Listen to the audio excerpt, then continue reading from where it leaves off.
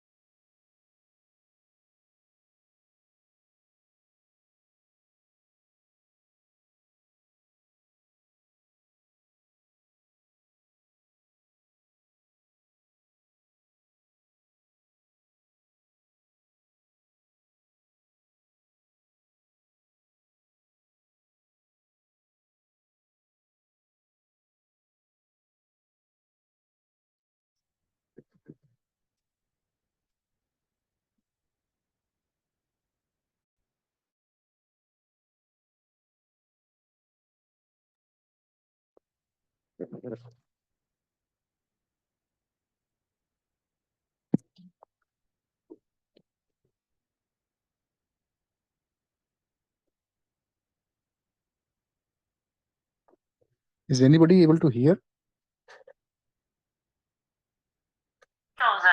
It's enough for him at this moment. Yes, Yes, Prabhuji, Hare we can Krishna, hear you. Prabhu, we can hear. You see the performance.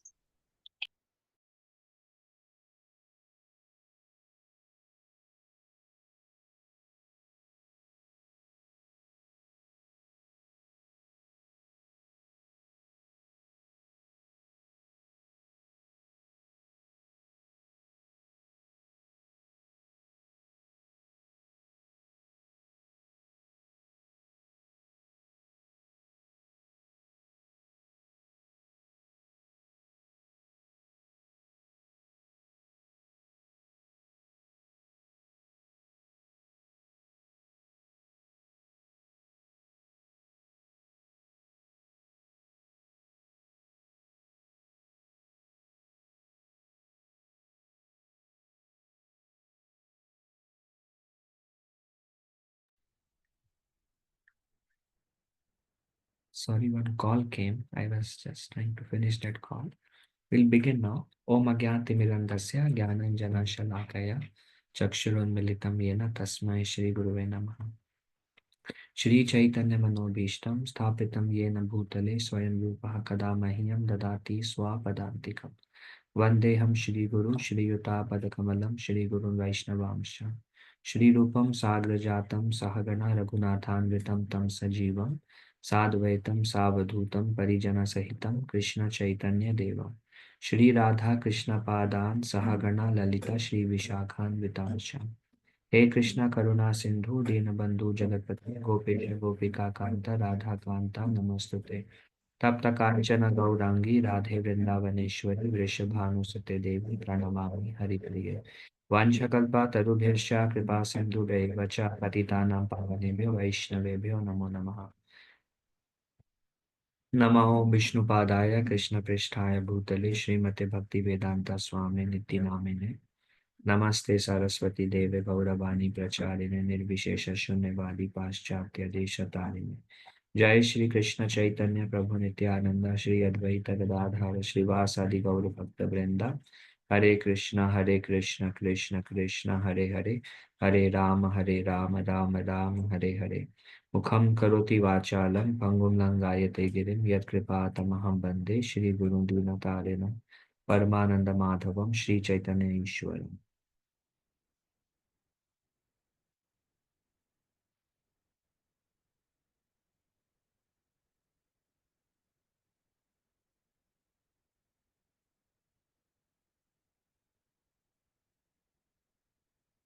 Okay, today is the last section, which is Laulyam, and the six things which are unfavorable for bhakti. Laulyam basically means greed. There is a material greed and there is a spiritual greed. Material greed is not conducive, but spiritual greed is the requirement for making spiritual advancement. It is said that the price we have to pay to attain perfection is Laulyam. Um, mm, like we are very uh, it is also described, another way to describe it as eagerness. I am willing to, like, how Lolem works is I want to do more and more seva, maybe more chanting, maybe more reading, maybe more outreach. um, I want to be fully engaged, and I'm very greedy for experiencing Krishna more and more, and I want to go to any extent possible. Whatever my current circumstances allow, I want to do little stretch more myself.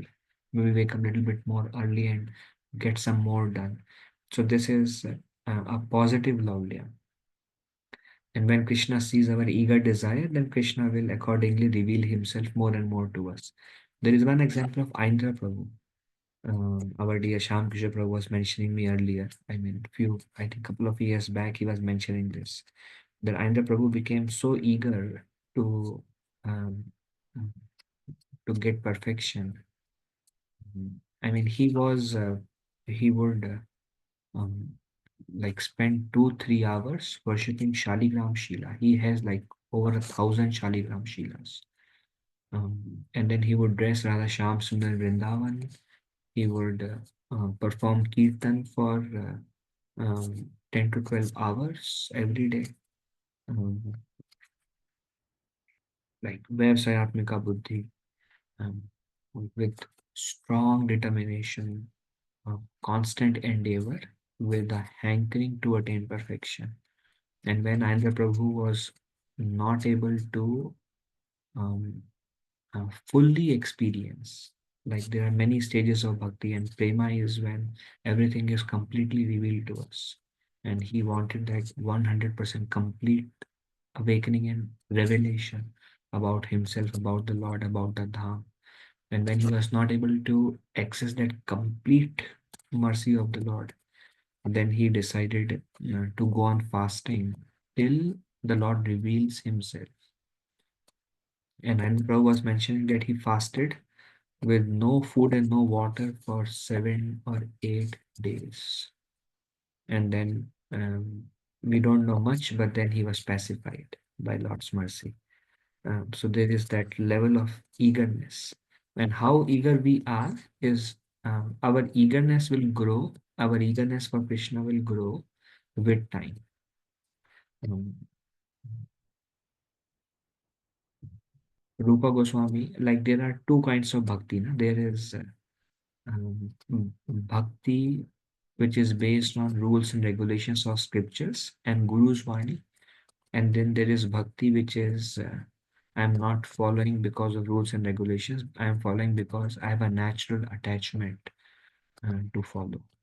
And that's why I'm following. Like, so there are two levels of bhakti, and there are many advanced stages of bhakti also. And Rupa Goswami says, what is the qualification required to practice advanced stages of bhakti? And then he says, it's not the number of years we have spent in Krishna consciousness, but it's the eagerness, it's the greed.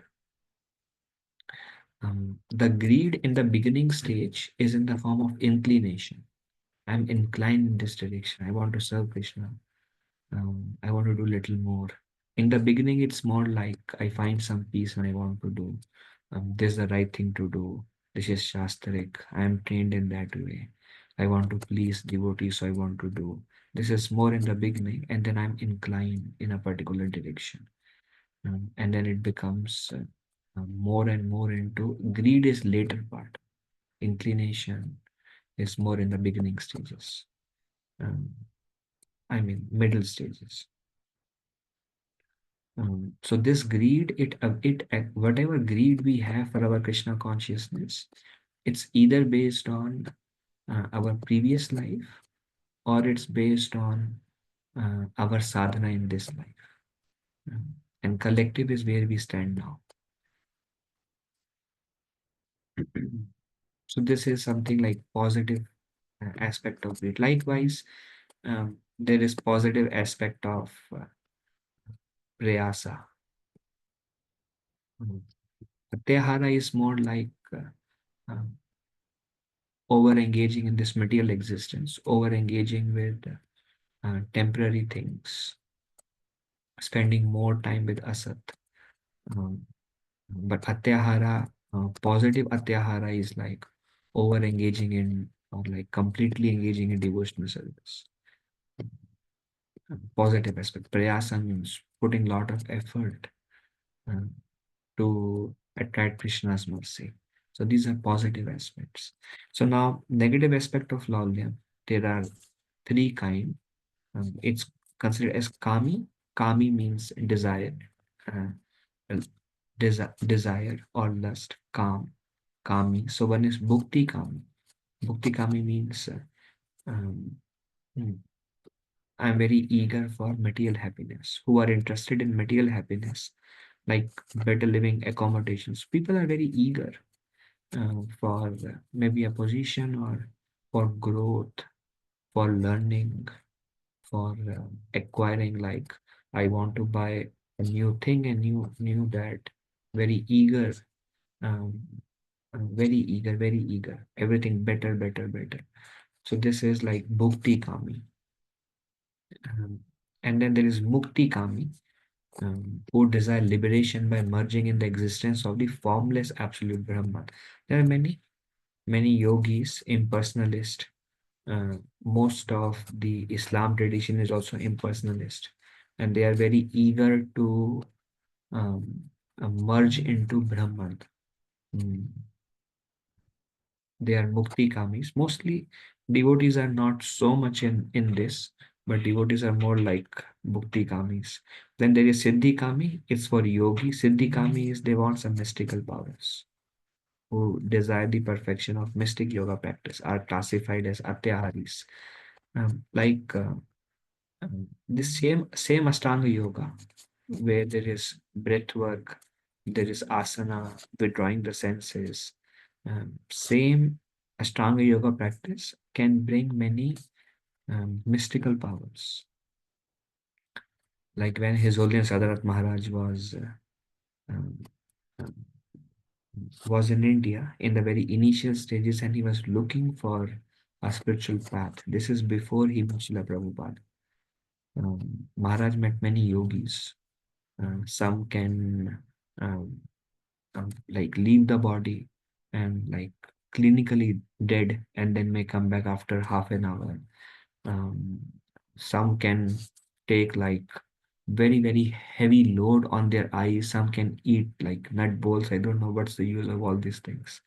But there are also people who can levitate and who can walk on the water. So some when we like some people, not ourselves, they may see all these perfection. They may be like, hey, I want to have that siddhi. And that is also a material desire. because the reason people want Siddhi is also for some popularity and some wealth, some other things. Um, Basically, like whatever we associate with, we develop those desires. When we associate with those who are materially well-to-do or opulent or have something, some attractive thing that we are looking for, then we may develop those desires. When we associate with those who are yogis and have mystical power, we may develop those desires. And if we associate with those who are running after and very eager and doing a lot of austerity for Gyan and Brahman realization, merging in impersonalism, one may develop those desires.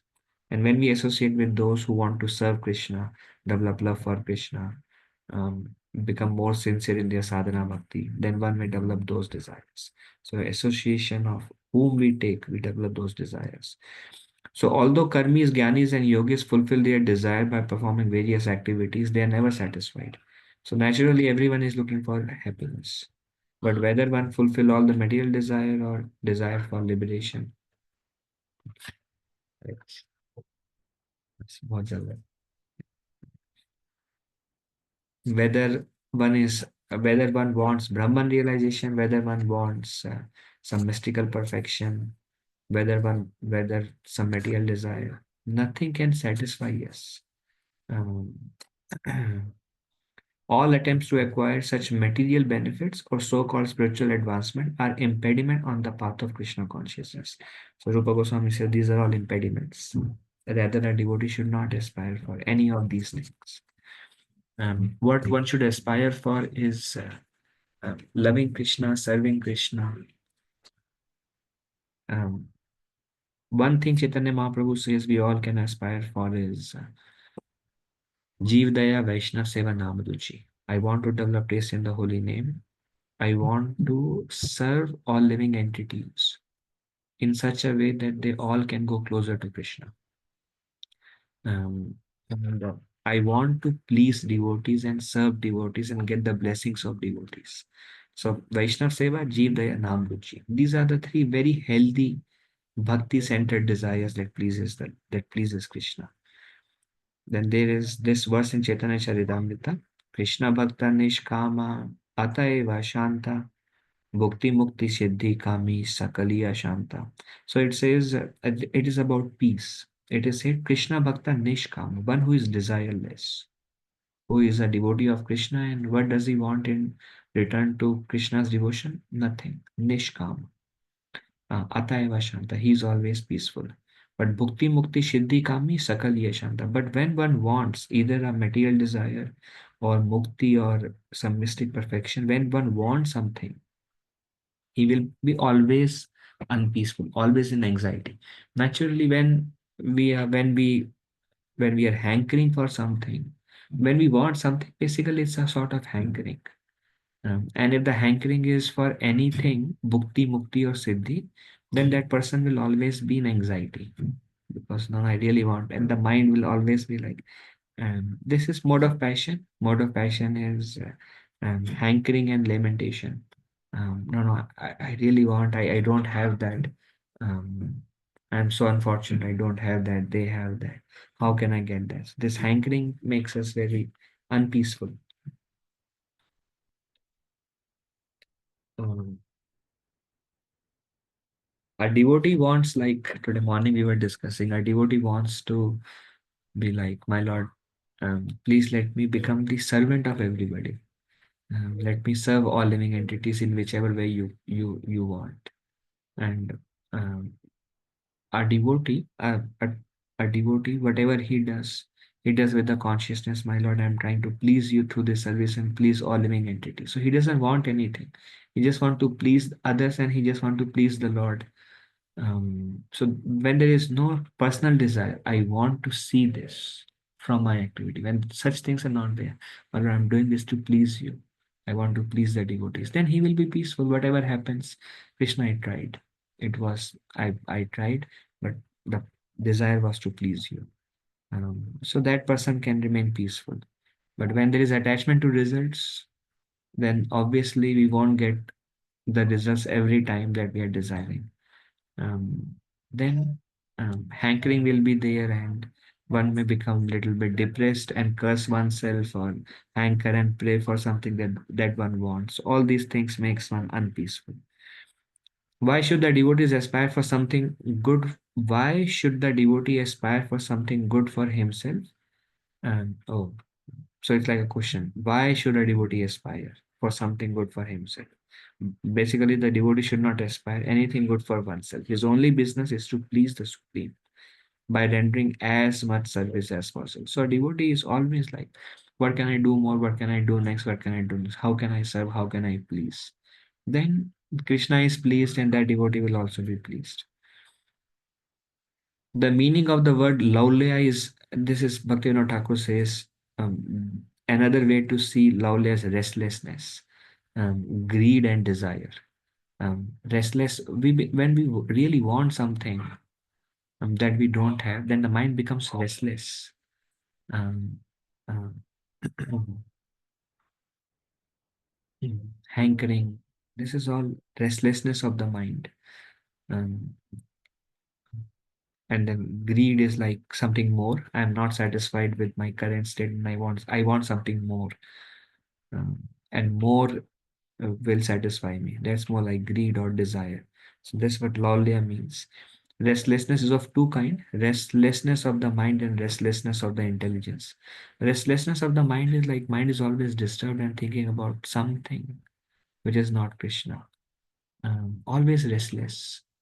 So this is one kind that's like not very conducive for our spiritual life. Restlessness. Rather, um, we want to. Krishna says, "Man mana bhava bhakto." We want to remember. We want to absorb our mind in Krishna. But naturally, we may not be in a state that we can do Krishna Smaran all the time.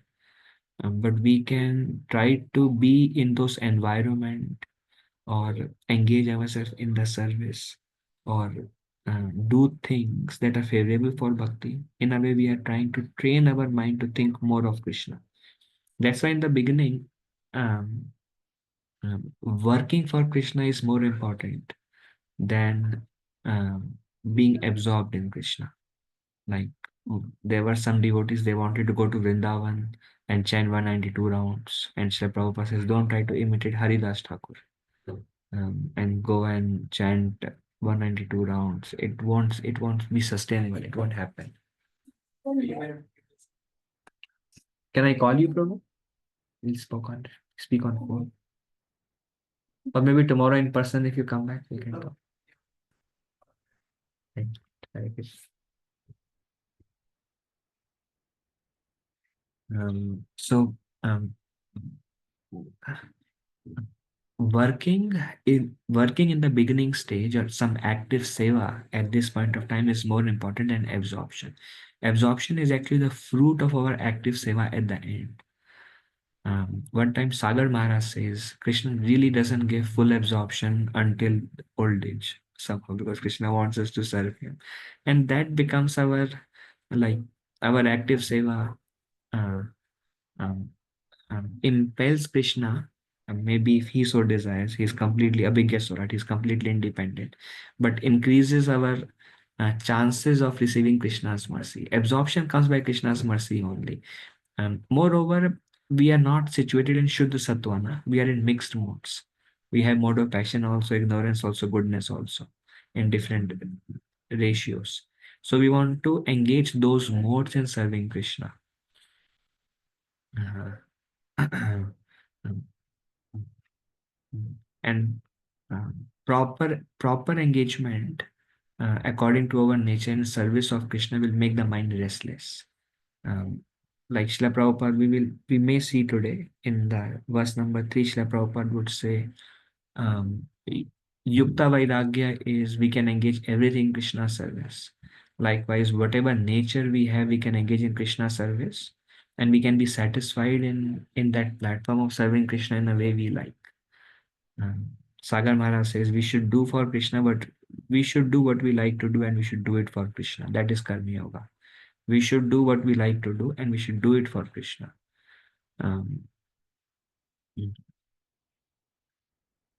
Restlessness of the intelligence is when the intelligence is trying to fulfill the demands of the restless mind.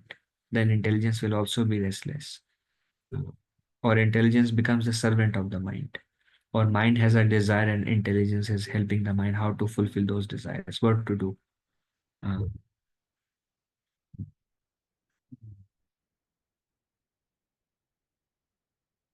okay.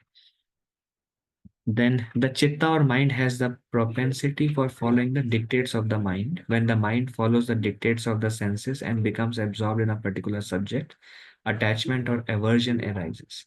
So naturally, um, when we are not pure, the senses, the mind want to follow the demands of the senses. Bhagavad Gita, Krishna explains higher than senses is the mind, and higher the mind is intelligence. Higher than intelligence is the soul, and then the super soul. Um, so ideally, Paramatma, he will give us direction through intelligence. Intelligence will result in discrimination, and we will have a feeling of a discrimination of what is favorable for me, what is not favorable for me. And mind may have some unholy desires, but with our intelligence, we train the mind.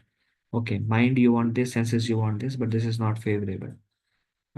So intelligence take hold, or purified intelligence or spiritual intelligence or super soul through the medium of intelligence guides the mind and senses and asks them to withdraw. But if the intelligence and the mind are not purified and the senses take over, then attachment and aversion will develop.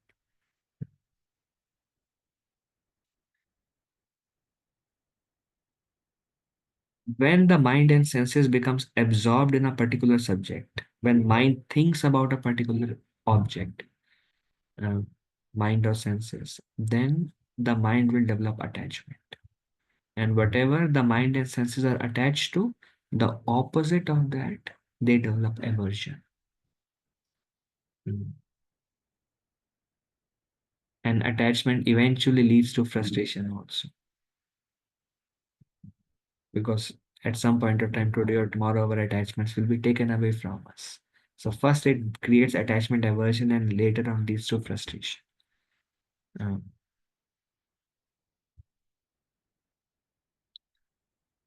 but attachment to Krishna is like satisfying, never leads to frustration, fulfilling, eternal. Every other attachment is temporary, no? Because the body is temporary, um, and the object is also temporary, and will be taken away and leads to negative emotions. But attachment to Krishna will never lead, always positive only. Because the soul is eternal, Krishna is eternal, Bhakti is eternal, that attachment is eternal. It's a real investment. Um, I was thinking recently that even if I die tomorrow, whatever um, 0.01% of um, Krishna conscious progress we have made, whatever is completely insignificant progress we have made, we will continue in our next life from there. So at least there will be some more, little bit more um, um, inclination towards Krishna, um, and then maybe few years before I had. So this investment in Krishna consciousness is like eternal benefit to the soul. Little bit, whatever we can invest. Um, it's always positive. Um, in order to regulate laulyam, so laulyam is of three kind. There is desire for something temporary, something material. Bhukti, some desire for mukti, and siddhi, for yogic perfection, mystical siddhis. A devotee, like Srila Prabhupada would say that a devotee don't want mystical powers. And then Prabhupada would say that a devotee naturally develop all the mystical powers. So it is said that a pure devotee has all the mystical powers. Um, like one of the pure devotee that we know is Hanuman. He is pure devotee. And he is called as Ast Siddhi Ke Data. He has all the Asta Siddhis. Others, those who have mystical power like Ravana, they have some mystical powers, and many these like Tadaka in Ramayana, and they also had some mystical powers, but they were always restless. Ravana was restless because of greed and desire for bhukti and siddhi. He was always restless, unsatisfied, no matter what Ravana has, never satisfied. And he was hankering, and those hankering leads to aversion, hatredness towards his own brother, Vibhishan, and towards anybody who goes against him. That attachment to something leads to aversion to something else, restless, unsatisfied. And all these people who had this mystical power, like Tardaka and Marich, and they were also creating so much disturbance. But what happened? They were like, they fell down. Anybody with any of these powers will fall down. Only one person who never falls down is Krishna. That's why one of the name of Krishna is Achyuta, who never falls down. Everybody else, no matter what one has, falls down. Ravan also fell down. Everybody, whether Hiranyakashipu, everybody falls down. Um, so Laulyam in the form of restlessness, in order to regulate Laulyam in the form of restlessness of the mind, one has to take shelter of goddess Bhakti Devi.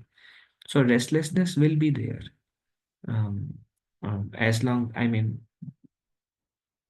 until we become like purified, or the mind becomes pure, the restlessness will be there.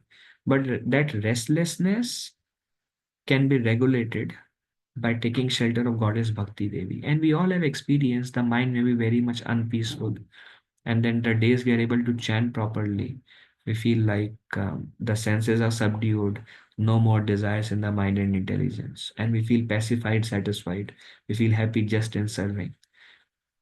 But when chanting is not good, like one, I think Sachidanand Maharaj was mentioning, when chanting is not good, then desires will increase, anger will increase, lust will increase, envy will increase, and even the senses becomes more wilder. Like I want to overeat. All this subtle and gross, everything becomes very difficult to control when chanting is not good. So, but when one takes shelter of Bhakti Devi, then the restlessness of the mind will go away. Um, um, Also, when um, any offenses or regulatory principles, they also will make the mind very restless. Uh, and when our mind is restless, we should not trust our mind. We should not trust the conclusions of our mind, because the mind is not peaceful. Correct decisions can be made, like Prabhupada would say that we should make decisions in at least in the mode of goodness, Prabhupada would say. So correct decisions can be made in mode of goodness. Mode of goodness, restlessness is mode of passion. Then we cannot discriminate what is right, what is wrong. That's why, but that restlessness can be catered by Bhakti Devi. Another thought that comes to my mind is this quote by Rupa Goswami. And Rupa Goswami Pad, he says, I don't know how much nectar these two syllables Krishna have produced. That when they enter the ear holes, I desire unlimited mouth to chant, and a million mouth and millions of ear holes so I can hear this mantra. And when these two syllables they enter the core of my heart, they capture my mind, and the senses becomes inert. So one time I asked Somapad Maharaj, how do we control the mind while chanting? And Maharaj says, hearing the vibration has the power to control the mind. So these two syllables, Krishna, when we are able to chant by the mercy of Lord Krishna, then these two syllables, the mind, if Krishna gives attraction, absorption to his name, then the mind will become hooked to listening this vibration. The mind want to listen more. And no matter how restless the mind is going all over the place, by taking shelter of the lotus feet of Bhakti Devi, um, once the mind start listening to Krishna, Krishna, Krishna, Rama, Hare, and become absorbed in that, then all the restlessness will go away. And all the senses will become inert. Means the example of inert senses is like snake with poison fangs removed. So these senses are compared to snakes, means always very eager to explore and enjoy through various senses. The senses becomes inert means they become harmless. They are there. They are capturing all the information of this world, whether it's the smell is taste, smelling, taste, eyes, hearing, sense of touch. They all um, are gathering all the information, but they are still harmless. Like they don't affect the mind because the mind has taken shelter of Bhakti Devi. So this is the way that this restlessness of the mind and intelligence and this laulyam, this greed, that can be um, uh, overcome. Nobody who is not a devotee of the Lord can become free from this restlessness. Nobody. Whether one is most successful, even the second richest man want to become the first richest. The first richest want to remain in that position. If you are the highest, you want to keep that highest position. If you're below, then you want something more and more and more. So restlessness is always there. Example of somebody who has the highest but is scared of losing it is Indra. Today we were discussing evening. Um, um, King of heaven, but then very restless also. An example is when he saw Maharaj Prithu performing 100 Ashwamedh Yagya. He became very restless and he wanted to steal the horse again and again and again. He was trying to steal the horse and stop the sacrifice because he was fearful his position may go. So no matter who we are, nobody can be free from restlessness unless the mind takes shelter of Bhakti Devi. Uh, and One way Chaitanya Mahaprabhu and Haridas Thakur they taught us by their example is sitting in front of Tulasi and trying to peacefully hear the holy vibrations and praying to the Lord, chanting in a prayerful mood. Um, my Lord, how can I serve you? Um, um, how can I please you? Um, Even chanting with Sambandha that I belong to you and my eternal relationship is with you. These are all various things one can try in a prayerful mood. Um, Take shelter of Bhakti Devi, then this loudness will go away. So the instruction of Bhakti Devi is this: when the cause of the mind's restlessness is sense gratification, some senses are demanding. When the cause of mind can become restless from anything. But when the cause is sense gratification, and the restlessness is the main obstacle in the practice of devotional service, then all sensual activity should be dovetailed in the service of the Lord, and attachment to sense gratification should be transformed into attachment for the Lord. Then the mind becomes fixed in devotional service by taking shelter of that attachment. So, if the restlessness is because um, the the senses have demands, the eyes have demands, nose have demands, tongue has demands, ears have demands. So when there are so many demands are there, then the sensual activity should be dovetailed in the service of the Lord. It is see that when we see this Tribhanga form of Krishna, um, um, when we go to Yamuna, when we go to Vrindavan, we can see Yamuna, we can see Vrindavan, we can see Govardhan. Uh, we can see the dressing of the Lord. Um, uh, so when the eyes are engaged, then the eyes becomes purified. When ears hear the holy name, Kirtan, Katha, ears are purified. So in this way, when the restlessness is because the senses have demands, and when those senses are dovetailed in Krishna's service, then they will become inert. And that will lead to attachment to the Lord. Um, Bhagavad Gita also says, whatever we contemplate on, we develop attachment. And the more we try to contemplate on the Lord and keep everything Krishna centered, uh, then it will transform into attachment to the Lord. And actually, attachment to the Lord can be very, very strong. In the beginning, because our attachment to the Lord is not very strong, and that's why so many things becomes attractive to us, because our attachment to the Lord has not yet developed. Attachment to the holy name has not yet developed. Um, but if and when that happens, then that attachment is so strong that everything else will be like very feeble and weak.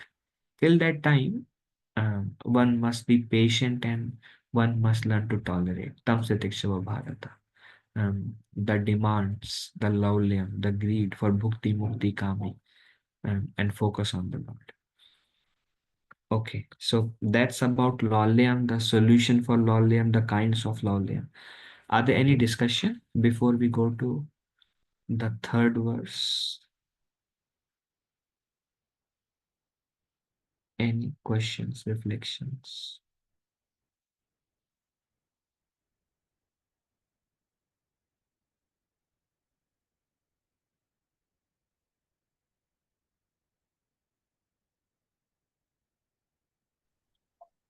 Dhanvat Pranam Prabhuji, Hare Krishna, all glories to Srila Prabhupada. Prabhuji, please enlighten on this aspect, Prabhuji, that this Lolyam is based on the sadhana, the present eh, situation of life, and the past sadhana that we perform. I'm talking about the spiritual Lolyam.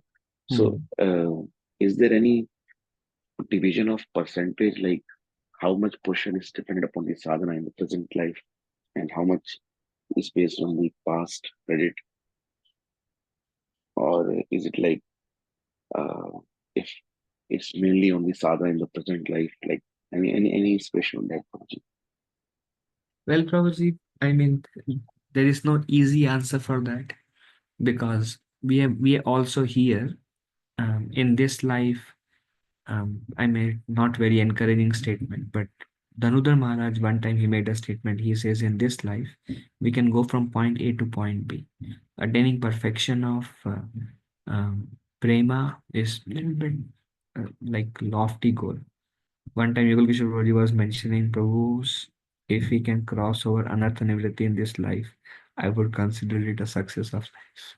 Of course, in his humility, he was mentioning that very exalted Vaishnava. Um, but another quality of a devotee is hoping against hope. Hoping against hope. Like, I have no hope to attain perfection, but I'm hoping that I may attain perfection in this life. So somebody may have a strong attraction from past life. So maybe they have done a lot of sadhana from previous life and they start from there. Um, but I feel like, I mean, we are where we are. We have a particular attraction for Lord. You have particular attraction for Lord, and it has come with a combined effect of your past life and this life. Now our focus is how to get it to perfection. And what the best we can do, the best effort we can put is um, hankering for seva, and as much free time as possible engaging in reading Bhagavatam, hearing, chanting, being sincere. So we are basically trying to give um, um, um, our effort, our sincerity, and then we are hoping, and probably Krishna is very kind. Radhanath Maharaj also says, we don't know at the least expected moment, Krishna can give everything that we are looking for. Krishna can, like, everything may be going very down, down, down, and suddenly Krishna mercy can come at any point of time, at the least expected moment. Um, but from our side, only our endeavor, and then we wait for Krishna's mercy when it comes. Just being sincere, Prabhu. Today we are on it, tomorrow we are on it, day after tomorrow we are on it. We are on it, we are on it, we are on it. That's all we can do. This whenever uh, Krishna's mercy comes. And we can be carefully avoid the six impediments. Especially for devotees, I feel like eating more prasad, not much of a problem. Um, um, um, Overthinking of material achievements, overthinking of material growth, and um, debate, speaking ill of any devotees or thinking ill of any devotees, breaking the rules and regulations. Those are some of, like, some, certainly some impediments. We want to be on it, and we want to avoid the impediments. Um,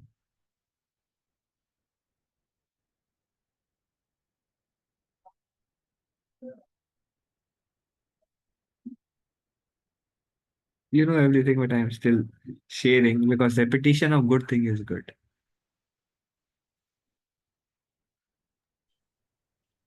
Is it okay, Prabhuji? Grateful, Prabhuji. Grateful, Prabhu. Yes. Thank you. Okay, so if no other discussion, we can go to 6 principles that ensures complete success. My voice is clear because there is some like some sound outside, but I don't know, is my voice distractive or it's clear? It's clear, Prabhuji. Okay, thank you. Okay, so this is, we go to third verse. Um, First, Rupa Goswami says 6 things that we should avoid. And then he says, once we are avoiding these things, and if we practice bhakti with these 6 qualities, then bhakti will advance very, very quickly. So we will see the introduction, and then these 6 qualities are Utsaha, Nishchaya, Dhairya, Tat Tat Karma Pravartanat, um, Sanga Tyaga, and then Satovritti, Sadbir Bhakti, Pranashyati. So the previous things, Vinashyati, those 6 things that destroy bhakti, and these things will enhance bhakti like anything. Something we must really follow. So we'll go to like Srila Prabhupada begins by saying that bhakti is not an sentimental speculation or imaginative ecstasy, but practical activity. Sentimental means, some people think bhakti means sitting in one place and crying, which is also wonderful.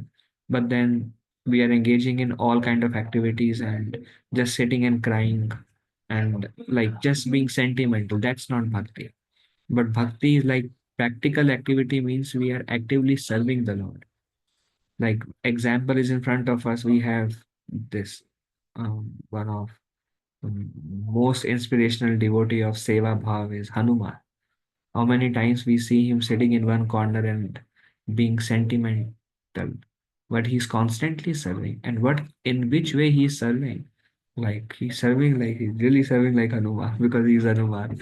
Whether it's bringing the mountain, whether it's finding Mother Sita, fighting the obstacles that comes on the path, or whatever it takes, he's always actively engaged in service.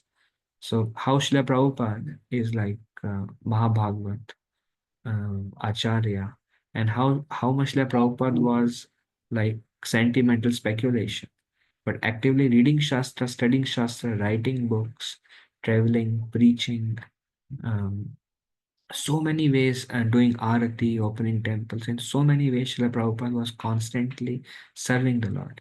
So Prabhupada begins with saying that bhakti is not sentimental or imaginative ecstasy. No, I'm in ecstasy now. It's not some imagination, but it's, we are doing something. It's practical activity. That's why Prabhupada did not translate bhakti as devotion. In one way, na, bhakti means devotion in one way, but Srila Prabhupada always translated bhakti as devotional service. He added the word service there. Um, Service in devotion to the Lord. And this is what we will do even when we go back to Godhead now. We are actively serving Krishna. Actively. Nanda Baba, Mother Yashoda, or everyone is actively serving Krishna. The servant of Krishna serving Krishna. And different devotees serve Krishna in different way. The cowherd boys serve Krishna through jokes, through plays, and the gopis serve Krishna through Madhurya Ras. through dancing, through singing, through cooking, but everyone is actively serving Krishna in one form or another. And that's what we are practicing here, is active service to Krishna. Then what is pure devotional service? There is mixed devotional service and there is pure devotional service. Pure devotional service, Rupa Goswami describes as Anya Abhilashitam Shunyam Jnana Karma Navritam Anukulina Krishnanu Shiranam Bhakti Uttama. So Prabhupada gives more explanation of pure bhakti. What is pure bhakti? Anya Abhilashita Shunya means no other desire other than serving the Lord. Hanuman has no other desire other than pleasing Lord Ram, or whatever it takes to serve the Lord. He has no personal desire. Doesn't want any wealth, or doesn't want any fame for himself, or doesn't want anything material. Doesn't want to become a CEO of a company or president of a nation. Doesn't have any personal motive. Anya Abhilash. What is his Anya Abhilash? Shunya. Shunya means zero. His Anya Abhilash is zero. His wholeheartedly, he is body, mind, and heart. He is trying to serve the Lord. Today morning we were discussing Bhakti Vinod Thakur has this song. Manasa deho geho jo kichu mo arpilu tu vapade Nanda Kishore Maro Virakobi Joy Chatuha Nitya Dasa Prati Tuva Adhikar. So Bhaktivinoda Thakur says, Manasa Deho Gyo Jo Kichu More. जो भी मेरा है, मन, mind, देहो body, geho home, family, manasa deho geho jo kichuma, whatever is mine, arpilo tuva pade Nanda Kishore. I offer to your lotus feet, O Nanda Kishore. Everything of mine I surrender to you. Now I am your sold out servant. Bhaktivinoda Thakur is saying, Maro bhi rakho bhi jo ichha to hai. You can do anything with me you like, because I am a sold out servant. Just like example given is, a master can treat with the animal in any way. Sometimes the cruel master may kill the animal also. So many negative things are there that happens with the animal, but in a positive aspect, in a loving way. This is like Maro bhi rakho bhi jo ichha toha nitya dasa pari tu adhikar. You have that adhikar. Why? Because I belong to you, body, mind, and soul. Everything belong to you anyways. Actually, everything belong to Krishna anyways. And the body is made up of um, the three modes of material nature and Panch Mahabhutas that belong to Krishna. The subtle body also comes from Krishna. The soul comes from Krishna. So everything belongs to Krishna anyways. The only thing is developing and preparing our consciousness that yes, everything belongs to you. And nothing belongs to us anyhow. One devotee came and he said, Prabhupada, I want to, um, I want to, I think I want to donate something to Krishna. I want to donate, and he was very proud that I want to donate to Krishna. And Srila Prabhupada says everything belongs to him anyways. Nothing is yours. So Prabhupada is very, very Acharya teaching my example. He said, Prabhu, what do you have to donate? There is nothing that belongs to you anyways. Everything belongs to Krishna anyways. It's just about preparing our consciousness that manasa deho geho jo kicho more arpilo tuapade nanda kisho. So surrender, everything belongs to him anyway. Surrender is more like a willfully I am surrendering to Krishna. That is bhakti. Just using my free will to surrender to Krishna. So Anya Bilashita Shunya, like Hanuman, no other desire other than pleasing Lord. Anya Bilashita Shunya, Jnana Karma Anavritam. Jnana Karma Anavritam means it is free from Jnana and Karma. And what is this karma? This karma is fruitive activity. Fruitive activity means doing something because I will get something out of it. That is karma. That is fruitive activity. There is bhakti karma also. What Hanuman is doing, it's not karma. whether it's bringing the mountain, um, um, or trying to find Mother Sita, or having a hanky. So if the Lord sneezes, then Hanuman is there. So this is not karma.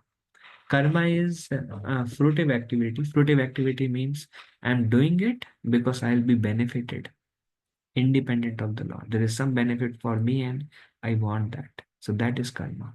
So pure bhakti is free from that. Pure bhakti is only for the sake and pleasure of the Lord.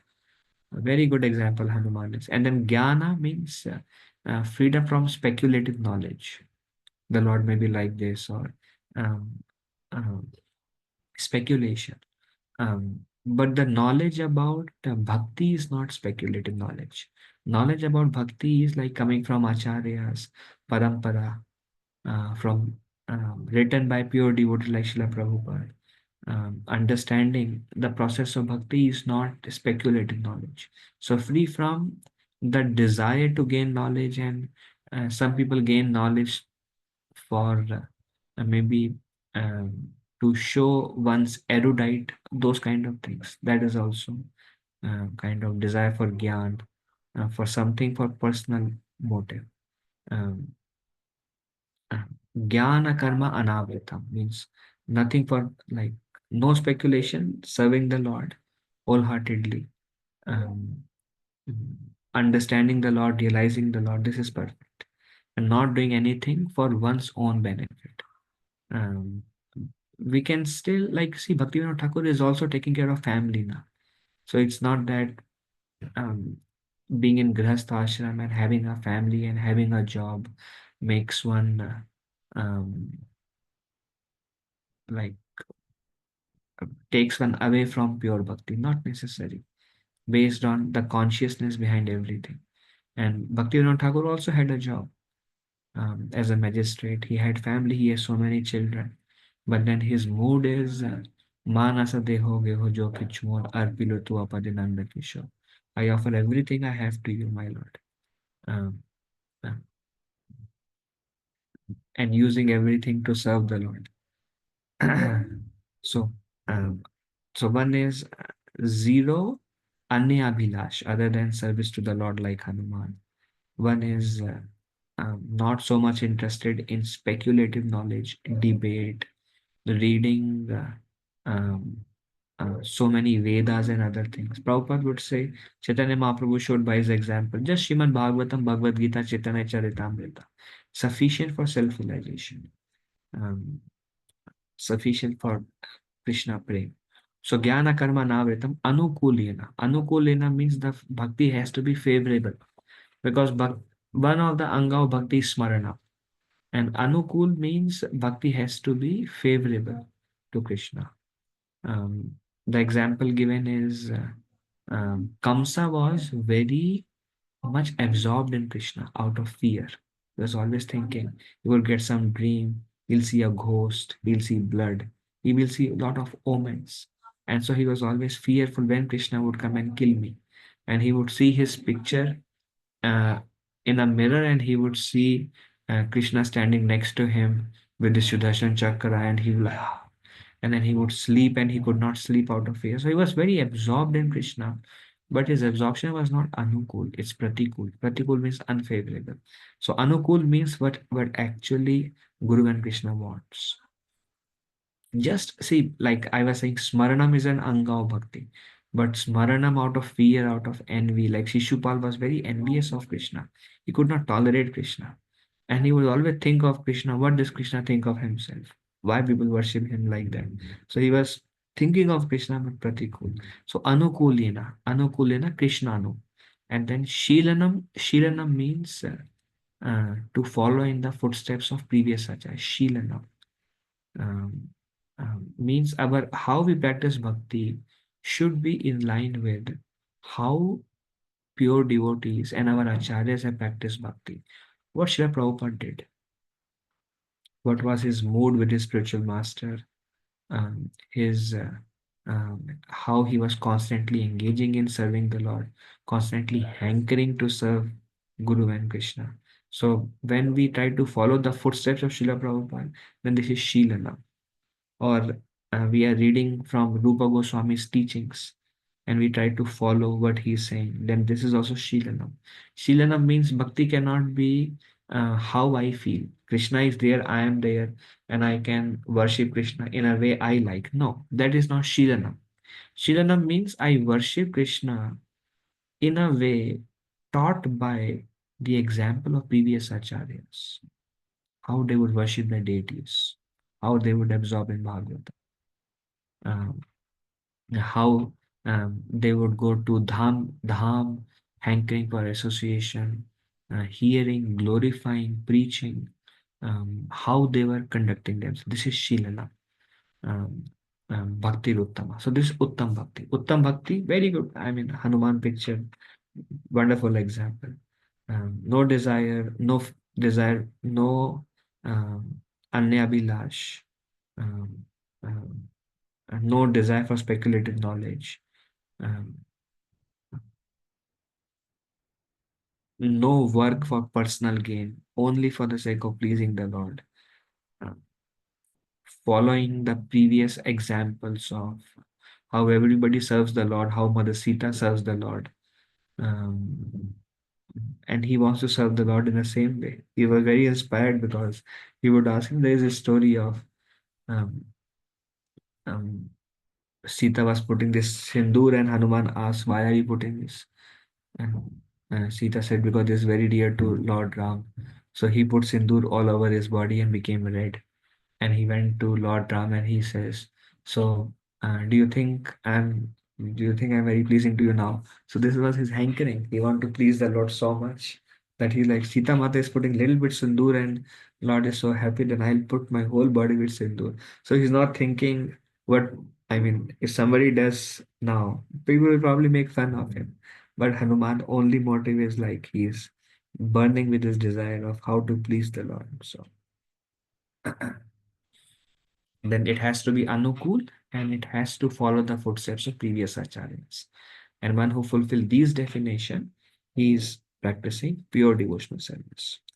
Then Prabhupada says bhakti is a sort of cultivation. Naturally, I mean, sort of cultivation means when we come to bhakti, so we start to cultivate bhakti. Chaitanya Mahaprabhu also gives the example of cultivation like a bhakti lata bij. Mahaprabhu gave an example, a seed. And then we are watering, we are nourishing it, it's growing, then we are fencing it. So some unwanted animals or unwanted people or traffic don't trample upon because the bhakti lata is very weak. So protecting it from all angles. So it's a kind of cultivation. And how we are cultivating is once we are introduced to bhakti, then we cultivate it. We want to hear more. We want to read Bhagavatam, read Bhagavad Gita. We want to chant more. We want to offer whatever we cook. And we don't want to cook anything that Krishna won't eat.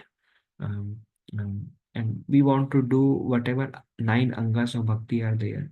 And we are kind of training ourselves, pushing ourselves to engage and stay within the boundaries of bhakti. Whatever is allowed in bhakti, we are doing that based on how we are taught by previous acharyas. Whatever is unfavorable, we are not doing that. So we are cultivating, we are giving up bad habits, um, um, giving up laziness by waking up early in the morning. We are giving up anything unconducive and we are cultivating ourselves, we are training ourselves um, to do more, to practice bhakti in a right way. So Prabhupada says that bhakti is it's a sort of, we are cultivating it. Okay. And then further, Srila Prabhupada says in the introduction that the beginning of spiritual life is Shravana. We hear from authorized sources, from Bhagavad Gita, from Srila Prabhupada's purport. The first step is Shravana. And from whom do we do Shravana? Then Prabhupada says, Tat vidhi prani pratena pariprashnena sevaya upadekshanti te jnanam jnaninas tattva darshina. One approach a spiritual master, one renders seva to him, and one humbly inquire from him. And in this way, we hear from authorized sources. So this is the first place, Shravana. Then why do we approach a spiritual master? Srila Prabhupada says, because approaching a spiritual master is compulsory. There is a verse which says, Tad Vijnanartham Sa Guru Eva Bigachet. Narottam Das Thakur quotes this, meaning that to learn the absolute truth or about the absolute truth, one must approach a spiritual master. So, Srila Prabhupada says it's compulsory because Shastra says one must approach. So, first is beginning is hearing from the right source, uh, spiritual master, and our hearing is mainly from Srila Prabhupada through his Vani. What we are discussing is we are hearing from Srila Prabhupada, his introduction, his purports, his translations. Antariksh Prabhu, I was speaking to him last Saturday, and Prabhuji was mentioned. He told me a story. It was very nice. So one devotee was feeling like a lot of joy in chanting and reading, like he was very happy, blissful devotee. So another devotee asked Prabhupada that he's so happy, so blissful, um, but it is not possible for him to be happy, blissful in bhakti without initiation. One must have guru in order. Before initiation, bhakti is only like empty bullets. There is no substance in it. But he is feeling so much joy. So isn't it true that one must have guru as the first step? So Srila Prabhupada says that whoever reads my book is initiated. Antariksha Prabhu was mentioned. Prabhupada says, whoever reads my book is initiated by me. So Srila Prabhupada is our preeminent Siksha Guru. Preeminent Siksha Guru means the most important Siksha Guru. Why? Because all of our knowledge comes from Srila Prabhupada. So it's like a Siksha initiation, the moment we reach the Prabhupada book. Today one lady came, Taco Tuesday, and very devotional. She came only 3-4 times. And she knows the Mahamantra. She loves to chant. She finished Krishna book. She finished Bhagavad Gita and other Prabhupada books. She knows the philosophy. So I was very much surprised and I asked her, tell me more about yourself and how you got connected. And she said she just came across Bhagavad Gita. It was not very satisfying, but there was some knowledge to it. So she started exploring on Amazon and Google different versions of Bhagavad Gita. And she felt Bhagavad Gita as it is very prominent, famous, and everybody has it and everybody glorifies it. So she ordered from Amazon. She read it. She understood the importance of Mahamantra. She started to chant. She's ordered other Prabhupada books, ordered Krishna book, read the entire Krishna book, heard about Krishna, fell in love with Krishna. And now here she is. And now she's looking for a nearby temple and she came and already a devotee. There's nothing else is required. So Srila Prabhupada books and Srila Prabhupada is our preeminent Siksha Guru. Just by reading his books, is sufficient. If there is a spark from previous life, especially, just by reading a book, one sufficient to become a devotee. Srila Prabhupada also would say, what will your 5 minutes preaching do? You can go and talk to people for 5 minutes. How much impact can a 5 minute preaching have on a person? Prabhupada says, what will your 5 minutes preaching do? Then Prabhupada would say, rather give a book, give my books to them. Um, um, one who receives Srila Prabhupada books will have the entire philosophy, entire understanding, detail, and they can read at their own pace, in their own comfort zone, their homes, and gain transcendental knowledge and awaken. And because Srila Prabhupada words are coming from Krishna, Prabhupada would say, I did not write this book, Krishna wrote them. I'm just using my hand and Krishna is speaking through me and I'm writing. And Prabhupada would relish listening his own books. So Srila Prabhupada also prayed that make my words suitable for this day and age so people can understand.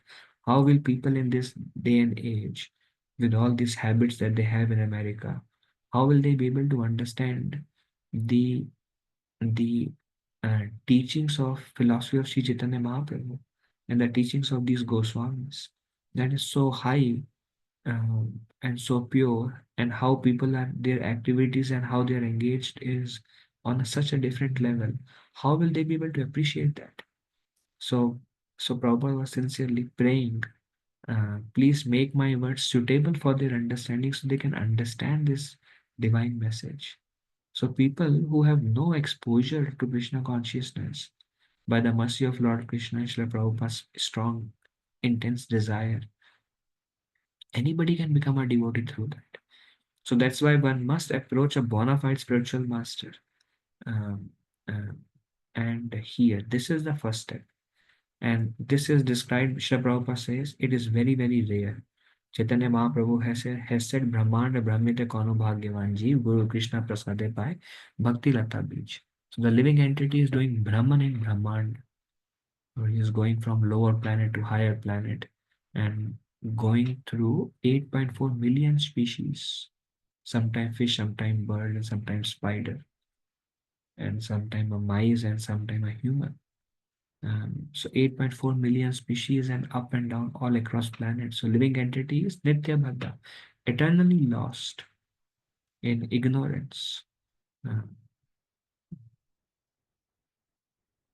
Brahmand Brahmite Kono Bhagyavan Jeev. And one such living entity among billions and billions, trillions and whatever you say, of living entities who are lost in 8.4 million species, one rare soul, Guru Krishna Prasade Pai Bhakti Lata Bij, can get this seed of bhakti through Srila Prabhupada books. The seed of Bhakti Lata can be installed in one's heart. And once the seed of bhakti is awakened within the heart, then the whole cycle of birth and death and everything is finished. At that moment, it is finished. The moment one comes in contact with Srila Prabhupada books, teachings, finished. And then it's just a matter of little bit of time that one will be able to attain complete perfection, go back home, back to Godhead. But who gets that opportunity is very, very rare. So then Prabhupada says, that's why it is must. I mean, it is must when I approach a spiritual master. It's so rare. And if one has got that seed, then cultivate it. Don't let it go. Invest on that because such a rare opportunity. Fructify it. Take it to perfection. Cultivate it in that way. Then the living entity is naturally Anandamayo Bhyasat. This is one of the Vedanta Sutra. Is seeking pleasure and seeking freedom from confinement. We are confined in these three modes of material nature. Everyone is acting based on these three modes. Confined in these bodies, confined, and we are working in this world or attached or um, um, living in a way we are confined to this existence, but we are looking for that complete joy, anandamaya vyasa. And because we are confined and we are ignorant, so we are transmigrating from one body to another, um, um, hoping for what we want, anandamaya vyasa, the anand what we want, the peace, the happiness, the love. That is the nature of the soul. We are doing Brahman, transmigrating in all the species, looking for that unknown thing, which does not exist. But one fortunate soul who gets the mercy of Guru and Krishna, get introduced to it and cultivates it, he is the most fortunate, he can get it. So good fortune arises when we contact devotees, we hear them. Prabhupada says only sincere person gets this chance. So somehow we were sincere that somehow out of good fortune we can say that we met devotees in all of our own lives and we heard from them. We gave a sincere oral reception to our seniors. We understood. We served under guidance. We started practicing it under their able guidance. And that was the opening of our good fortune. And now here I am, here we are. So that is our good fortune.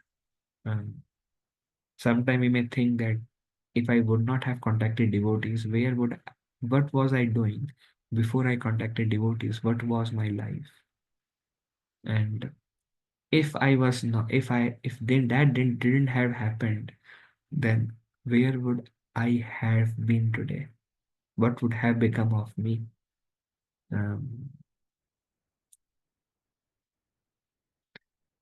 So sincere person gets this chance, one should take advantage of this opportunity. And once one take advantage of this opportunity, then the doors for liberation will open. Actually, doors for Krishna Prem has already opened for all of us. They're already open. Now it's just a matter of walking on that path. That's all. And trying to be sincere. Therefore, one should accept this opportunity to return back to Godhead with Utsaha, Nishchayat, and Dhairyat. With enthusiasm. Now we have received such rare opportunity, and we should take full advantage of this opportunity with enthusiasm, with confidence and determination. And no matter what, one should not lose this bhakti. After so many lifetimes, or I don't know, so many years, or by some good fortune, now we have come to this point of chanting 16 rounds and getting inspiration. Um, becoming enthusiastic in this direction. We should not lose it somehow. So one should accept this opportunity with enthusiasm, confidence, and patience. The idea. Okay, so it's 9:46, and we will begin with utsaha, enthusiasm, and go in detail of these 6 starting from next week. Are there any discussion at this point of time? Questions, reflections?